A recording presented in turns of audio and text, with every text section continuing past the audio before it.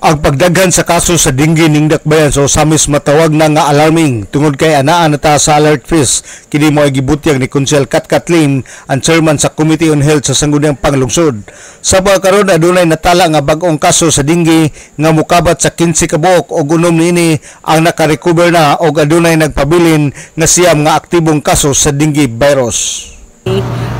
Previously previous day na atay 15 ka cases, then na ay na-recover nga 6 ka buok. So as of today na atay active cases, and amo ang gipadayon with the City Health Office and the barangays, among gipadayon ang programa sa pagpuksa sa dengue with the programs. Alarming siya tungod kay naanata sa alert phase. Meaning, ang alert phase, magbase na sa record na to dinhi sa Misamis Occidental nga naanata sa ceiling sa number sa alert phase. Then naapa na siya gap before ta mahimo jud siyang epidemic phase. So, maski pag napata sa alert phase, ang atong actions nga gitake naanata sa i-prevent yun na to nga mahimo siyang epidemya dinhi sa dakbayan sa Ozami, sir. Kung ikumpara nimo sa miaging tuig, mas daghan ang kaso sa dengue sa miaging tuig apan gamay ra ang mortality. Sa karon nga tuig 2024, gamay ra ang kaso sa dengue apan daghan ang mortality sa karon nga tuig. Ang last year na atay nakita nga sa magsugod tag January. Yes. So ikuan lang sa nako, ang last year is mas daghan tag kaso nga positive dengue kaysa karon sa January to July. So sa January in comparison na atay 88 ka case last 2023. So sa ato karon 2024 55. Dayon sa February na atay 120 cases, sa ato karon 2024 na atay 48. Sa 2023 on March 130, sa karon 41 lang. So ato na lang paspason, sir, no? Sa April 2023 is 70, na atay 64 sa kanang May, na atay 54 sa June og 93 sa July. So ang sa 2024 doon natay 37 lamang, 27, 52 sa June and 96 sa July. However, ang atong mortality rate comparing last year mas dako ta karon, mas daghan sa karong tuiga. Daghan ang atong mortality karon. Yes, pero gamay tag kaso sa dengue. Gamay ra tag kaso sa dengue. Last year na atay upat sa month of January isa, February isa, na atay sa April isa ug sa June usa. Samantalang sa 2024 kalit lang kayo, sir, as April na atay duha ka kaso natay mortality, sa June isa o sa July natay upat. Nagpahimangno si Lim sa tanan nga usamisnon nga kanunayon ang pagpanglimpyo sa tagsa-tagsa kakaugalingon og tumanon ang 4 o'clock habit og ang pag-search and destroy sa gipuy-an sa lamok nga nagdala sa dengue virus. Sabi na katong 5S. Unsa kini 5S, Kuchan? Mo ni ang ato ang search and destroy sa mosquito breeding site, then ang ato ang seek early consultation, ang atong self-protection, ang atong sustained hydration, and support fogging.